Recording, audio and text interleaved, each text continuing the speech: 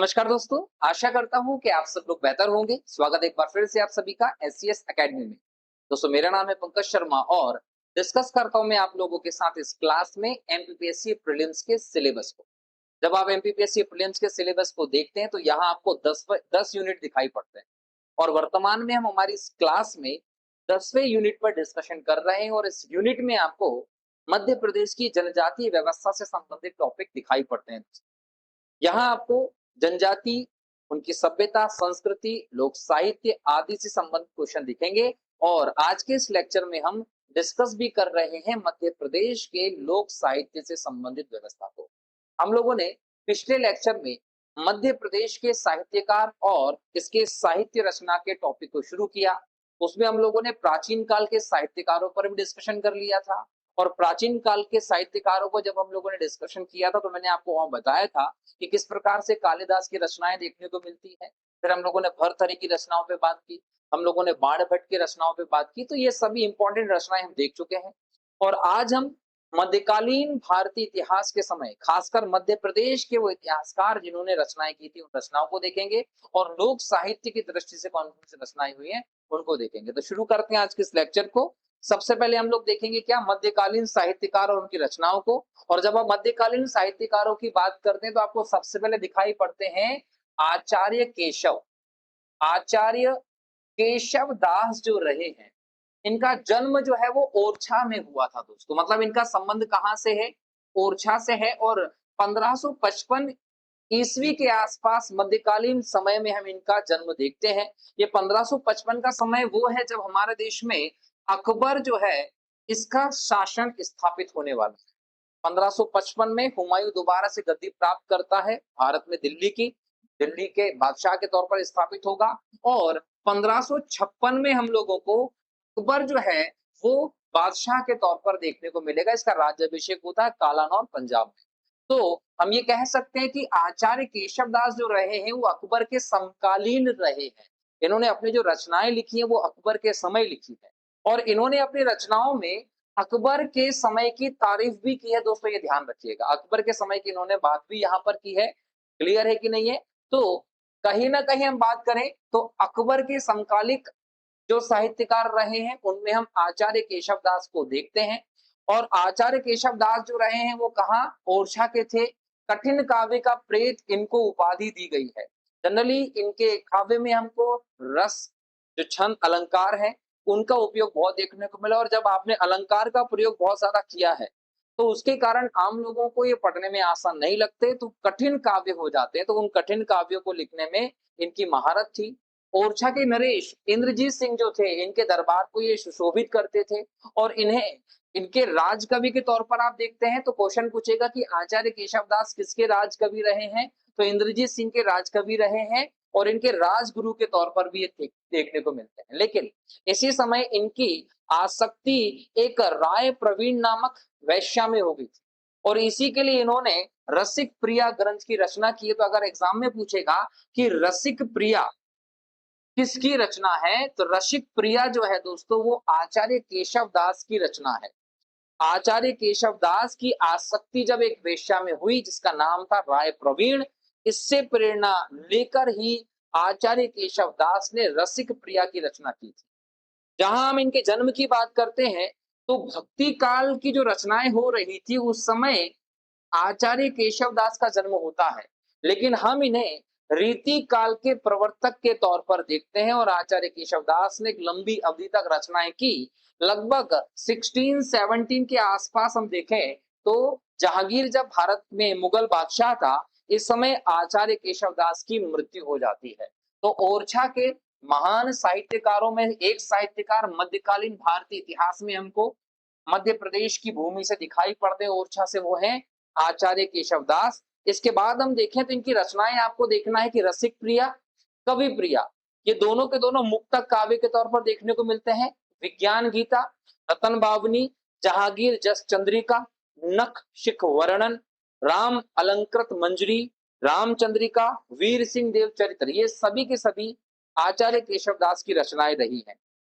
मध्यकालीन साहित्यकारों में एक और इंपॉर्टेंट नाम आता है दोस्तों, कवि भूषण का।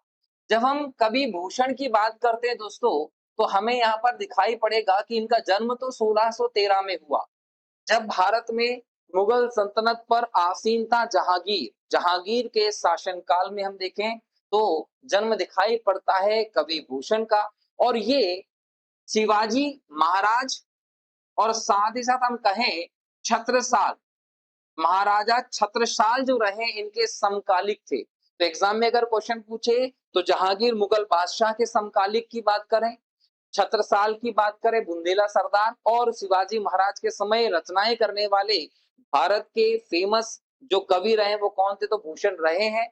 इनके उपनाम की बात हम करें तो कहीं ना कहीं हम लोगों को वास्तविक नाम इनका हमको अज्ञात दिखाई पड़ता है, और इन्हें उपनाम जटाशंकर दिया गया है। तो जटाशंकर उपनाम किस साहित्यकार का देखने को मिला, तो वो भूषण जी थे, ये भी ध्यान रखिएगा। इन्हें भूषण की उपाधि दी गई थी। इनका मतलब समझ लीजिएगा कि मूल नाम जो है अज्ञात है, जटाशंकर इनका उपनाम है, लेकिन इनकी उपाधि थी भूषण, और इस उपाधि के नाम से ही ये चर्चित हुए हैं। और उपाधि किसने दी थी, तो रुद्रदेव सोलंकी। रुद्रदेव सोलंकी चित्रकूट जो क्षेत्र रहा है वहां सतना क्षेत्र में राजा थे, और उन्होंने ही इन्हें उपाधि ये दी थी। इनकी रचनाओं में हम लोग अकबर की प्रशंसा देखते हैं। 1715 के आसपास हम देखें तो भूषण जी की मृत्यु हो जाती है।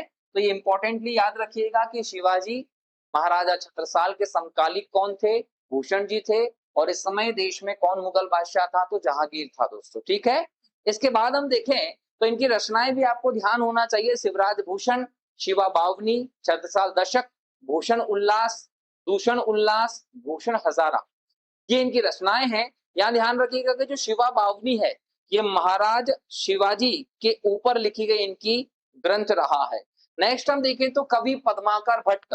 जब हम कवि पद्माकर की बात करते हैं तो पद्माकर जी जो रहे हैं ये मध्यकालीन साहित्यकारों में एक अन्य महत्वपूर्ण साहित्यकार हमें दिखाई पड़ते हैं, जिनका जन्म 1753 के आसपास हमें दिखाई पड़ता है, और इनका जो वास्तविक नाम है वो प्यारे लाल रहा है। तो वास्तविक नाम प्यारे लाल रहा, लेकिन फेमस किस नाम से हुए, कवि पद्माकर भट्ट के नाम से हुए। इनका जन्म कहाँ हुआ था, तो बांदा में हुआ था। बांदा कहाँ है दोस्तों, यूपी में है। और याद रखिएगा इनके जन्म स्थान को लेकर थोड़ी सी एक कॉन्फ्लिक्ट है।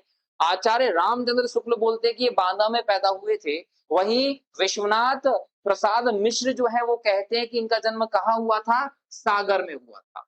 क्लियर है कि नहीं है।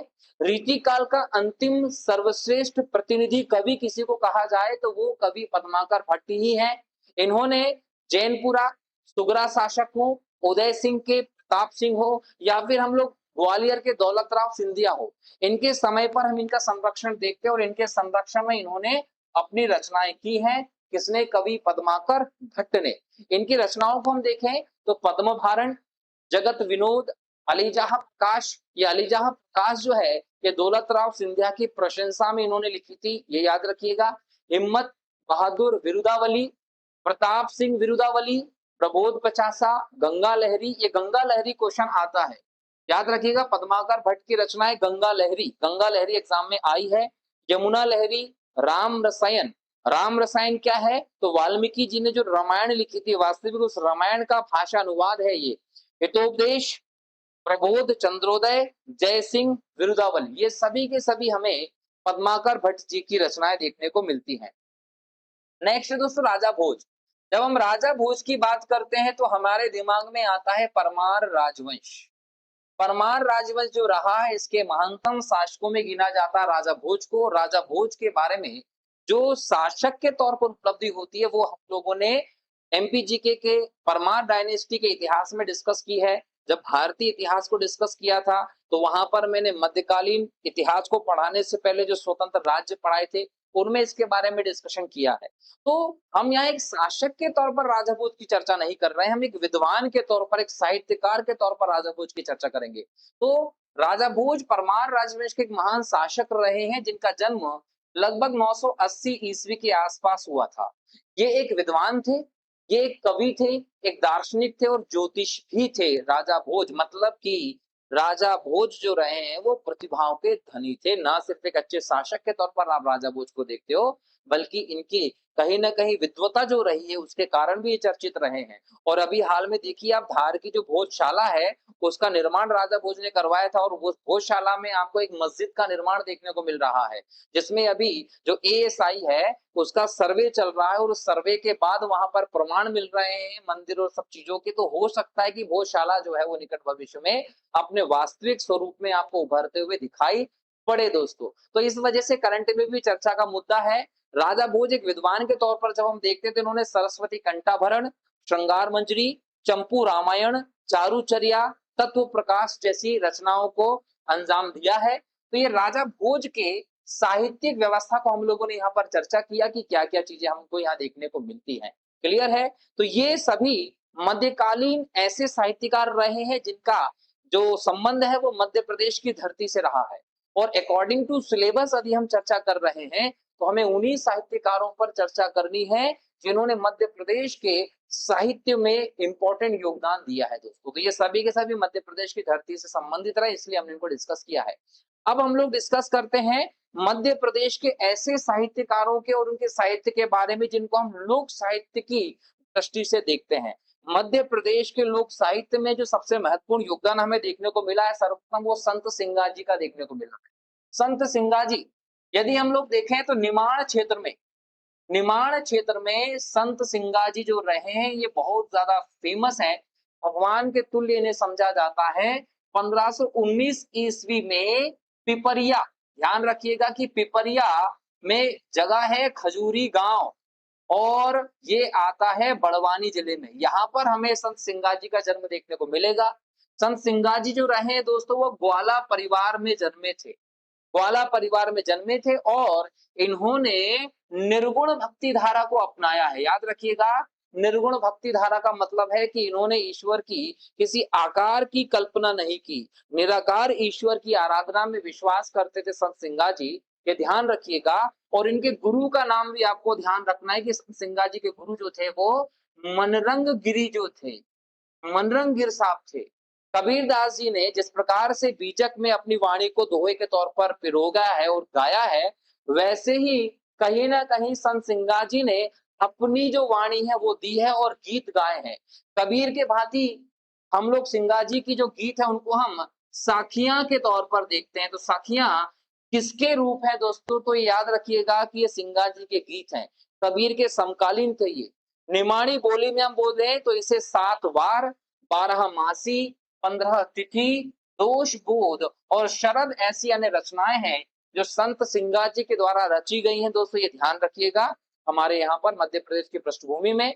इसके अलावा संत सिंगाजी का अनहन का नाद जो है, ये अनहन का नाद जो है इनकी पुस्तक है जिसमें 800 रचनाएं संकलित है। सबसे प्रमाणित ग्रंथ जो है संत सिंगाजी का वो परचरी है। इनके शिष्य खेमदास ने इसका संकलन किया था। सिंगाजी पहले ऐसे कवि हुए थे दोस्तों जिन्होंने खेती गृहस्थी संबंधी लोक प्रतीकों का निमाणी कविता में प्रयोग किया। तो एग्जाम में जब भी आपसे क्वेश्चन पूछा जाता है, क्या क्वेश्चन पूछेगा कि उस कवि का नाम बताइए भारत की भूमि में, मध्य प्रदेश की भूमि में, जिसने सबसे पहले खेती घर गृहस्थी की चीजें हो या फिर हम जो भी प्रतीक रहे हैं घर गृहस्थी के उनका प्रयोग निमाण की कविता में की है, तो वो संत सिंगाजी थे। ध्यान रखिएगा। निमाणी साहित्य का इतिहास नामक पुस्तक जो है वो श्री राम परिहार ने लिखी है। सिंगाजी की समाधि पर उनकी निर्वाण तिथि के अवसर पर निमाण का सबसे बड़ा मेला लगता है जिसको हम सिंगाजी का मेला कहते हैं। ध्यान रखिएगा। क्लियर है दोस्तों?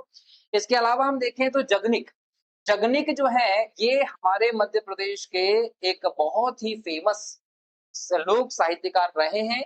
लगभग संवत 1230 के आसपास आप देखें इनका जन्म हमें देखने को मिलेगा।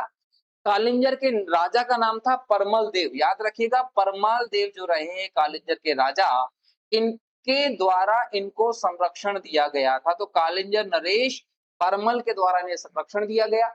और ये याद रखिएगा कि जगनिक जो थे ये केवल एक कवि नहीं थे, एक विद्वान नहीं थे। जगनिक को आप एक योद्धा के तौर पर भी देखते हो। तो लोक साहित्यकार जगनिक जो थे वो न सिर्फ कवि थे, विद्वान थे, बल्कि एक योद्धा के तौर पर थे। और इनकी जो रचना रही है उस रचना में आपको महत्वपूर्ण देखने को मिलेगा दोस्तों। एक तो ये परमाल रासो, ये परमाल रासो किसकी रचना है? तो जगनिक की रचना है जो बुंदेली में लिखा है। और इसी रूप से बुंदेली में इन्होंने आल्हा खंड की रचना की है? तो एग्जाम में पूछेगा कि आल्हा खंड की रचना किसने की है? तो जगनिक ने की है। दुनिया की सबसे लंबी लोक कथा कौन सी है? तो आल्हा खंड है, जिसकी रचना बुंदेली में जगनिक के द्वारा की गई है। महोबा राजवंश की हम बात करें चंदेल इलाके में, तो यहाँ इनके दो महान सेनापति हुए आल्हा और उदल। आल्हा उदल का संघर्ष हुआ था पृथ्वीराज चौहान के साथ। इस संघर्ष में पृथ्वीराज चौहान की सेना को कड़ी टक्कर देते देते लड़ते लड़ते आल्हा उदल की मृत्यु हो जाती है। इन दोनों वीरों की जो कहानी रही उसको आल्हा खंड में जगनिक ने स्थान दिया है, और 52 लड़ाइयों का इनकी वर्णन करते हैं जगनिक अपने आल्हा खंड के अंतर्गत। और जो आल्हा खंड है वो विशेष तौर पर वर्षा ऋतु में गाया जाता है, ये आप लोगों को ध्यान रखना है। जो आला खंड इसकी पांडुलिपियां थी, पुराना था ये, तो इसका जो पांडुलिपि उनका संग्रह 1865 के आसपास ब्रिटिश अधिकारी चार्ल्स इलिट ने किया और उसका संकलन करके 23 खंडों में उसको विभाजित किया था। मुंशी राम स्वरूप ने इसका प्रकाशन किया था, ये भी ध्यान रखिएगा। बुंदेलखंड की प्रसिद्ध लोक गायिका का नाम याद रखिएगा, संजो बघेल। पंडित जगनिक द्वारा रचित आला गायन को देश भर में प्रसिद्ध किया है, ये भी आपको ध्यान रखना। तो पंडित जो जगनिक रहे हैं, इनकी रचना जो है आलाखंड, इसको पूरी भारत में अगर किसी ने प्रसिद्ध किया है तो संजो बघेल ने किया है, इसका नाम याद रखिएगा। ऐसे ही आपको अगले देखने को मिलेंगे दोस्तों इसूरी। इसूरी जी का पूरा नाम क्या है? इसूरी जी का पूरा नाम है ईश्वर प्रसाद अजरिया। ईश्वर प्रसाद अजरिया जो हैं, इनका जन्म होता है लगभग 1898 ईस्वी के आसपास। कहां पर हुआ है? तो मेड़की गांव। मेड़की गांव कहाँ है? झांसी में है, उत्तर प्रदेश में, यहां जन्म हुआ। कहते हैं कि इनके जो पूर्वज रहे हैं वो ओरछा के निवासी थे और वहां से फिर ये मूव करके झांसी चले गए, जहां पर इनका बाद में आप जन्म देखते हैं। इनकी उपाधि क्या है? तो इन्हें बुंदेलखंड का, याद रखिएगा कि बुंदेलखंड का जयदेव किसे कहा जाता है? तो वो इसूरी को कहा जाता है। इसूरी की फाग जो है वो बहुत बड़ी फेमस है। तो इसूरी ने किस चीज का आविष्कार किया? फाग का आविष्कार किया है। महत्वपूर्ण रचनाओं में देखिए इसूरी की फागें, इसूरी प्रकाश, इसूरी सतसई, प्रेमिका, रनऊ, ये प्रमुख रचनाएं हैं किसकी? इसूरी की। ये आप लोगों को ध्यान रखना है। इसूरी की अन्य रचनाओं में हम देखें तो हमें वृहत्रयी, वृहत्रयी की जब हम बात करते हैं तो एग्जाम में आपसे पूछेगा कि वृहत्रयी क्या है। वृहत्रयी में बुंदेलखंड के साहित्य रचना करने वाले 3 महान कवियों का नाम लिया जाता है। इन 3 महान कवियों में एक का नाम है इसूरी, दूसरे का नाम है गंगाधर व्यास, और तीसरा जो रहा है वो रहा है ख्याली राम। क्लियर है? और इनके माध्यम से बुंदेलखंड साहित्य की रचना को इंपॉर्टेंस दिया गया। इसूरी द्वारा रचित फाग जो रहे हैं वो बुंदेलखंडी लोक साहित्य को समृद्धता प्रदान करते हैं। तो वृहत्रयी जो रहे हैं, इनमें तीनों कवियों में इसूरी जो है वो प्रथम पंक्ति के कवि के तौर पर जाने जाते हैं। ये ध्यान रखिएगा, इसूरी के बारे में एग्जाम में क्वेश्चन पूछा जाएगा। नेक्स्ट है दोस्तों घाघ। घाघ से भी आपको क्वेश्चन देखने को जरूर मिलेगा। इनका वास्तविक नाम याद रखिएगा, देवकली दुबे। घाघ का वास्तविक नाम क्या था? देवकली दुबे। और संवत 1753 ईस्वी के आसपास कन्नौज उत्तर प्रदेश का जो क्षेत्र रहा है, यहाँ इनका जन्म होता है। इनका जन्म कहाँ होता है? कन्नौज उत्तर प्रदेश में। क्लियर? और इन्होंने कृषि जो रहा है, कृषि को सर्वोत्तम व्यवसाय माना है। बोला कि सर्वोत्तम व्यवसाय क्या होता है? तो बोले कृषि होता है, इसलिए इनको कृषि पंडित कहा गया। तो एग्जाम में क्वेश्चन पूछेगा कि कृषि पंडित के नाम से कौन से लोक साहित्यकार फेमस है? तो बताएंगे घाघ हैं। और इन्होंने जो लोक साहित्य की रचना की है वो सुक्ति के तौर पर की, मतलब सुक्ति में इन्होंने कहावतें की। एक प्रकार से सुक्ति में कहावती का आविष्कार करने वाले कौन रहे हैं? तो घाघ रहे, जिनका नाम है देवकली दुबे। इनको कवि ना कहकर सुक्तिकार कहा जाता है। किसानों के लिए कृषि मार्गदर्शन इनकी सुक्तियां। याद रखिएगा कि जो घाघ की सुक्तियां हैं, इनकी जो रचनाएं हैं, वो रचनाएं कृषि पर ज्यादा आधारित हैं।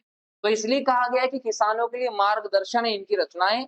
और अकबर के समकालीन रहे ये। अकबर ने घाघ को चौधरी की उपाधि दी थी। तो एग्जाम में पूछा जाएगा कि किसने घाघ को चौधरी की उपाधि दी थी? तो अकबर ने दी थी दोस्तों। ठीक है, अब हम इनकी अन्य रचनाएं देखें तो ब्रजेश अन्य रचनाकार हैं। लोक साहित्य की दृष्टि से ब्रजेश जो है इन्होंने रस साग निर्णय की रचना की।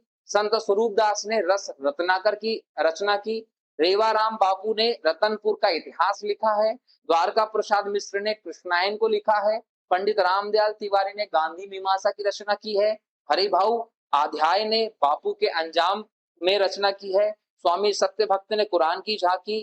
राय बहादुर हीरालाल ने मध्य प्रदेश का इतिहास और जोहूर बख्शा जो है इन्होंने चंद्र प्रहार की रचना की है दोस्तों। तो ये इंपॉर्टेंट रचनाएं रही हैं, इनसे संबंधित ये भी आपको ध्यान रखना है। तो यहाँ हमने आज के इस लेक्चर में प्रमुख तौर पर मध्य प्रदेश के मध्यकालीन भारतीय इतिहास के समय के साहित्यकारों को भी देखा और लोक साहित्यकारों को भी बात की। अगले लेक्चर में हम आधुनिक कालीन साहित्यकार और उनकी रचनाओं को देखेंगे। तब तक के लिए बहुत बहुत शुक्रिया दोस्तों। मिलता हूं अगले लेक्चर में नए टॉपिक के साथ। जय हिंद दोस्तों, जय भारत, वंदे मातरम, जय श्री राम।